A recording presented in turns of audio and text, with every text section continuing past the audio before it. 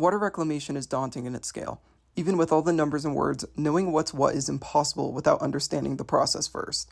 So, with the help of Loveland's water team, here's how our water goes from this to this.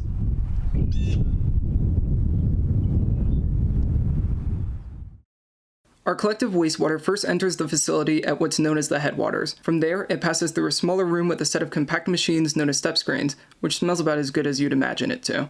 Below the surface, the sewage passes through the narrow gaps that line the steps in the machine where larger waste items, such as flushable wipes, tampons, feces, and even money is caught and separated.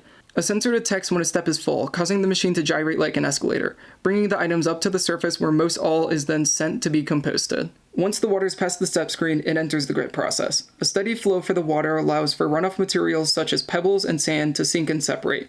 They try to remove the grit because that sandy grit is hard on the pipes. From there, the wastewater is introduced to the primary clarifiers, where the water is then given time to settle. Atop the surface of the pool, a slow-moving bar known as a skimmer brushes the water, pushing any floatable materials into a separate system. Meanwhile, below the surface, heavier materials known as sludge sink to the bottom, where it is then removed as well. Once the cleaner water and sludge are separated, they are finally sent separate ways. So the sludge kind of settles to the bottom, and that's sucked off to the digesters.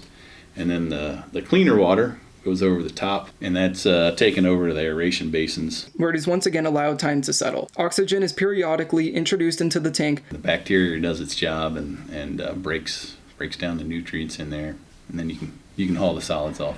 Meanwhile, the sludge from the prior is sent off to the digesters. These massive towers are internally heated up to 100 degrees, allowing the materials to be broken down further. We waste out all of the microbes in the finals that we no longer need to use. The sludge stays within these towers for around a month at a time, and the whole system is entirely powered by its own methane outputs.